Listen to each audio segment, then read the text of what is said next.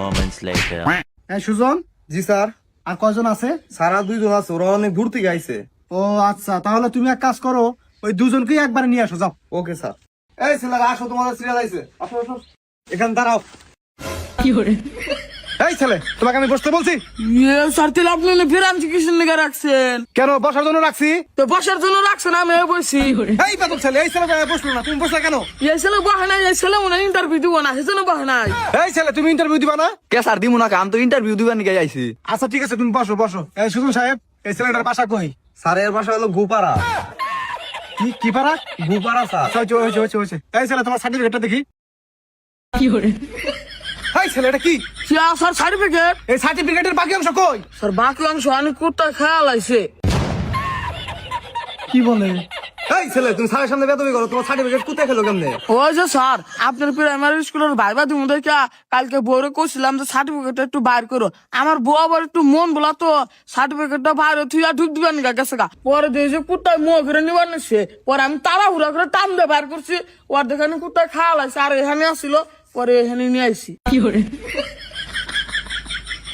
বাহ, কি সুন্দর একটা কষ্টের কাহিনী। আমার চোখে একদম জল এসে গেছে সুজন সাহেব। জি স্যার। আচ্ছা ঠিক আছে, এই ছেলে, তোমার সার্টিফিকেটটা দাও তো। Okay sir. বাহ, তুমি তো অনেক ভালো স্টুডেন্ট, সব ক্লাসে প্লাস পাইছো। ও স্যার, আমি ছোটবেলা থেকে খুব ভালো পড়াশোনা পারি। স্যার আমার তো সার্টিফিকেটে প্লাস আছে। হ্যাঁ দেখতে পাচ্ছি তো, তোমার সার্টিফিকেটে শুধু ইসলামে প্লাস পাইছো, আর সবগুলো তো ফেল।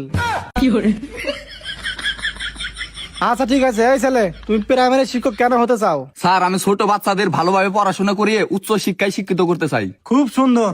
এই ছেলে, তুমি কেন প্রাইমারি শিক্ষক হতে চাও বলো? স্যার আমি শুনছি এখন প্রাইমারি স্কুলে ডিম কলা রুটি দেয়, ওগুলা খাইবেন নাকি, আমি শিক্ষক হতে চাই।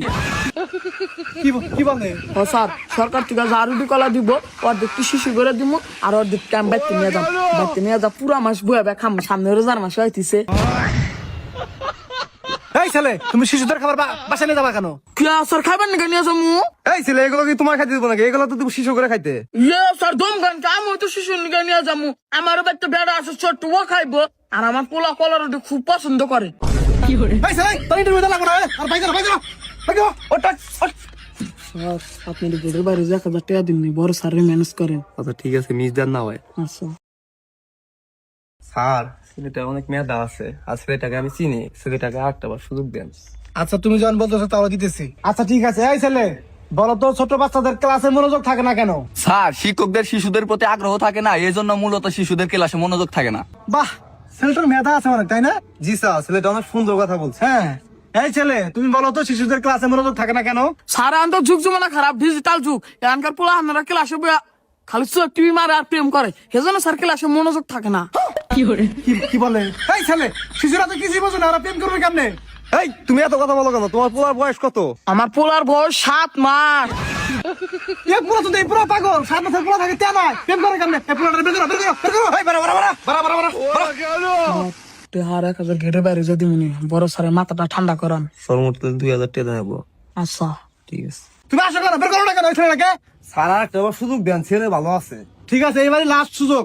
এই ছেলে, জি স্যার। তুমি বলো তোমার ক্লাসের কোন স্টুডেন্ট যদি তোমার সাথে বেয়াদবি করে তাহলে তোমার করণীয় কি? কেন স্যার, ভালোভাবে বুঝাবো, স্নেহ করবো, আদর করবো, তারপরেও যদি বেয়াদবি করে তাহলে হেড স্যারের কাছে জমা দেবো। গুড। এই ছেলে, তুমি মনে করো আমি তোমার ক্লাসের একজন স্টুডেন্ট, তুমি হলো টিচার, আমি তোমার সাথে বেয়াদবি করছি, তাহলে তোমার করণীয় কি? স্যার আমি আপনাকে একটু প্র্যাকটিক্যাল ভাবে বুঝাতে চাই, আবার যদি আপনি মাইন্ড করেন। আরে না না না, মাইন্ড করবো কেন? আমার তো কাজই এগুলো, তুমি বুঝাও। আচ্ছা ঠিক আছে স্যার।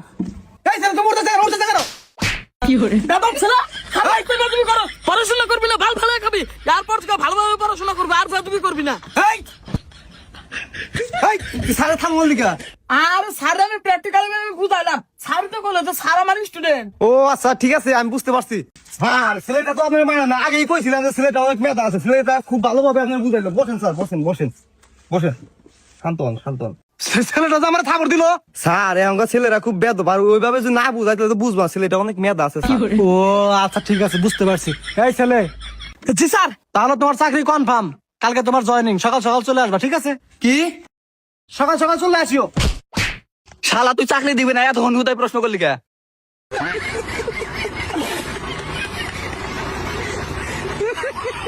আসসালামু আলাইকুম গাইস, আশা করি আপনারা সকলে ভালো আছেন, আমিও ভালো আছি। সবাই ভিডিওটা ভালো লাগলে লাইক কমেন্ট সাবস্ক্রাইব করতে ভুলবেন না।